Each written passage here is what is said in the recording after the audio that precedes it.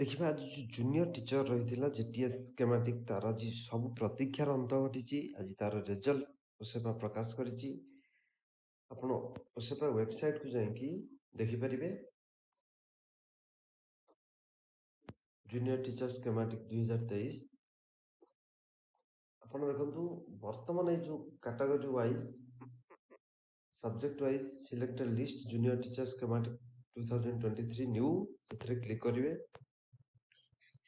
Click କରିବା ପରେ ଦେଖନ୍ତୁ ଆପଣଙ୍କୁ ଏଠି ଅଫିସ ଅର୍ଡରଟା ଆପଣ ପାଇପାରିବେ। ଅଫିସ ଅର୍ଡର କ'ଣ ରହିଛି ତାକୁ ଦେଖିପାରିବେ। ଆପଣ ଏଠି ଯଦି ଦେଖିବେ ଆର୍ଟ୍ସର କାଟାଗୋରୀ 1 ଅଛି ତାକୁ ସିଲେକ୍ଟ କରିବେ। ଯଦି 2 ଅଛି 2 ସିଲେକ୍ଟ କରିବେ। ସାଇନ୍ସ 2 ଥିଲେ କାଟାଗୋରୀ 2 ତାକୁ ସିଲେକ୍ଟ କରିବେ। ଆପଣଙ୍କର ଯୋଉ କାଟାଗୋରୀ ରେଜଲ୍ଟ ଦେଖିବାକୁ ଚାହୁଁଛନ୍ତି ତାକୁ ସିଲେକ୍ଟ କରିବେ। ସିଲେକ୍ଟ କରିବା ପରେ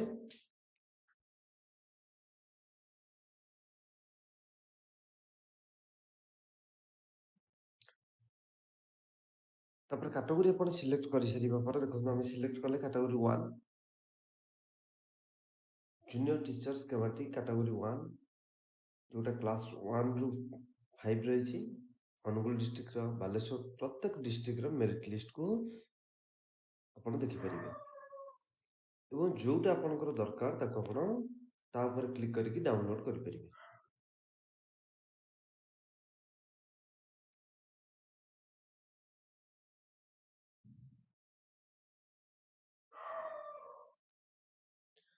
ଡାଉନଲୋଡ୍ କରିଲେ ଆପଣ ତାପରେ ନିଜର ଦେଖିବେ ସିରିଏଲ ନମ୍ବର ରହିଛି।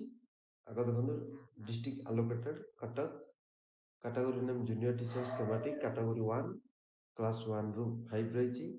ପ୍ରଥମେ ସିରିଏଲ ନମ୍ବର ଦେଖିବେ, ସବଜେକ୍ଟ ଦେଖିବେ ଆର୍ଟ୍ସ, ଆପ୍ଲିକେସନ ନମ୍ବର ଦେଖିବେ, ରୋଲ ନମ୍ବର ଦେଖିବେ, ସୋସିଆଲ କାଟାଗୋରୀ ଦେଖିବେ ଏବଂ ସର୍ଟ ଲିଷ୍ଟେଡ୍ ଯୋଉ ହେଇଛି କୋଉ କାଟାଗୋରୀରେ ସର୍ଟ ଲିଷ୍ଟେଡ୍ ହେଇଛି। ଦେଖନ୍ତୁ ତାଙ୍କର ପ୍ରକୃତ କାଟାଗୋରୀ ହେଉଛି ଏସିବିସି, ସେ କିନ୍ତୁ ୟୁଆର୍ରେ ସର୍ଟ ଲିଷ୍ଟେଡ୍ ହେଇଛନ୍ତି।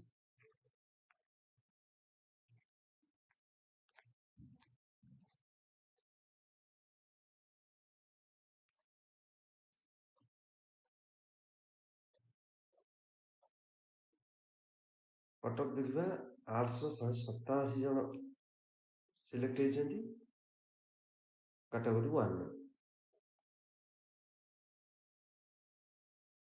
ସେମିତି ଆପଣ ନିଜେ କାଟାଗୋରୀ 1 ଆର୍ଟ୍ସର ଦେଖିପାରିବେ, କାଟାଗୋରୀ 1 ସାଇନ୍ସର ଦେଖିପାରିବେ, ବେଙ୍ଗଲୀର ଦେଖିପାରିବେ, ତେଲୁଗୁ, ଉର୍ଦ୍ଦୁ।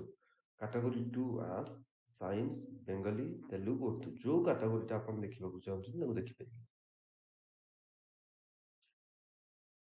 এটা ଓସେପାର ଆଜିର ଚିଠି ରହିଛି 10/7/2024 draft result sheet junior teacher schematic publish OSEPA website ଯୋଉଟାକି ରହିଛି 15/1/2024 ଆଲଫାବେଟିକାଲରେ ରହିଥିଲା। ତାକୁ ଅବିକା district wise name document verification ପର୍ପସରେ ସେଇଟା ହେଇଥିଲା ବା ପର୍ପସରେ କରାଯାଇଥିଲା ବୋଲି ସେ କହିଛନ୍ତି।